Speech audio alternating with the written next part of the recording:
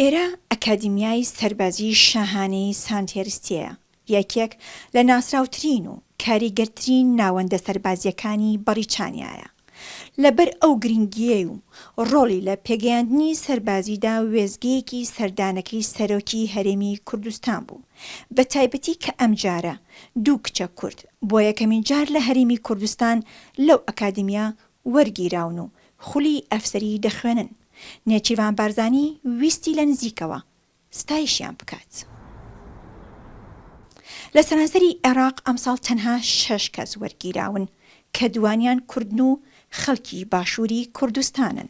طبێ ئێمە خۆشحاڵ بوون بەوەی کە لە چوارچێوەی ئەو پرۆگرامەی کە هەیەە ئەمڕۆ لە هەرێمی کوردستانیش دوو کەس بەشدار بوون، دوو ئافرەت کە بەڕاستی ئەوەی من بینیم جێی شانازین ئەو شتانەی کە لێرە فێر دەبن و ئێمە بەو هیوایەین ئەوەی کە لێرە فێر دەبن کە دەگەڕێنەوە بۆ کوردستانیش بتوانن ئەو تەجروبەی کە لەم ماوەیەدا بەدەستیان هێناوە لەوێ لە وەزارەتی پێشمەرگە جێبەجێ بکەن. لیلۆ خالید تەمەنی 26 ساڵە و میدیا مەستی تەمەنی 30 ساڵە، هەردووچیان خەڵکی شاری سلێمانین. لیلۆ 3 ساڵە پێشمەرگەیە لە هێزی پێشمەرگەی کوردستان. ئەو لە نێوان 35 ژندا هەڵبژێردراوە لەم ئەکادیمیا بۆ خولی ئەفسەری بخوێنێت بۆ ماوەی ساڵێک. مەشق و ڕاهێنانەکان لەلایەنی ئەکادیمی و لەلایەنی پراکتیکیەوە شتی زۆر فێر بووین کە لە دوایە ئەتوانین خزمەتی پێ بکەین لە ڕێزی هێزەکانی پێشمەرگەی کوردستانە. گرنگی ئەم دەورانە بۆ ئێمە زۆر گرنگە، زۆرجی شانازیە لەبەر ئەوەی ئەو مەشق و ڕاهێنانەی کە بە ئێمەیان ئەکەن ئێمەش ئەتوانین وەکو ئەفسەرێک لە هێزی ڕێزەکانی پێشمەرگەی کوردستان خزمەت بکەین بە پێشمەرگەی کوردستان لە داهاتووە و ئەوەی ئێمە فێر ئەبین بگەێنینەوە بەوان. میدیا خولی 3 مانگی وەرگرتووە و ئێستا تەواو بۆ دەگەڕێتەوە بۆ کوردستان. هەردووکیان لە نزیکەوە باسی ئەزمموی خۆیان بۆ سەرۆکەکەیان دەکەن. لە کوردستانە پزیشێکە سەربازی بووم و خۆدار هەژمارێکە پلە بووم. پشتە شانسێوەیەکێ بە من هات داین و لە ساندەرستادا بەشدار ببم. بە کێبخۆشی من قبول کرد. ئەو لە کانونا دیەم بوو. پشتە لە مەها ئادارێ ئەز هاتم وەرگرتن.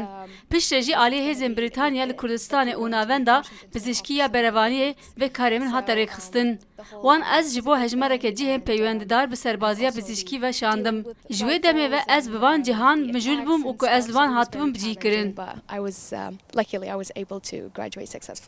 ئەم ئەکادیمیا لە ساڵی 1947ەوە کارایە و دەیان شازادەی بەریتانی و ئیماراتی و کەسایەتی ناوداری وەک چیرچڵ و سوڵتان قابوس و شا عەبدوڵڵای پاشای ئوردون تێدا مەشق و ڕاهێنانیان پێکراوە.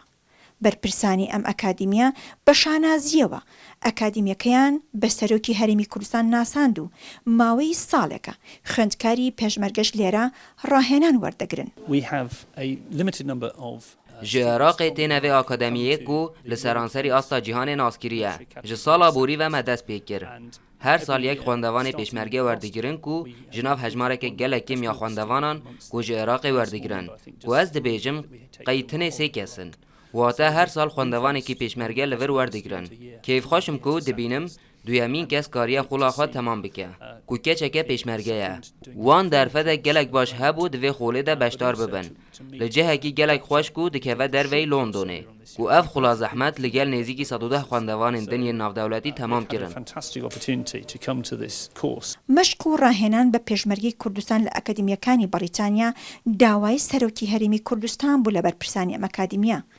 هاتنیشی بۆ ئێرە وەستایشکردنی پێشمەرگەکان هاندان و ورەیەکی بەرزیان پێدەبەخشێ. That's a great pleasure for me to see my president from Kurdistan. I told my Gelek kêfxweş bim ku min serokê xwe dît. Ji heval û fermandayên xwe re min got serokê min tevê derê îro ji bo min rojeke gelek xweş bû. Ji ber ku ez wek Kurdek şanaziyê bi vê yekê dikim ku li vir dixwînim û serokê min hat evê derê û serdana me kir. Ji ber vê yekê jî ji bo min rojekê xweş bû. and visit Sandhurst. That's a great pleasure and a very exciting day for me. To be honest, I was very delighted. Bi rastî gelek kêfxweşim ku serokê min hat evê derê û me dît. Ev yek cihê kêfxweşiya min bû. Bi taybetî şanaziyeke ku serok Nêçîrvan Barzanî xwedan kesayetiyek bihêz e li hemû Kurdistan û Iraqê. I was very delighted. سەرۆکی هەرێمی کوردستان پێش ماڵ ئاوایی لە دەفتەری یادداشتنامەی ئەکادیمیەکەدا کە نووسینی زۆر سەرکردە و کەسایەتی وڵاتانی تێدا پەیامی خۆی نووسی و سوپاسی بەرپرسانی ئەکادیمیەکەی کرد. ئاڵەشاڵی ڕوودا و بەریتانیا.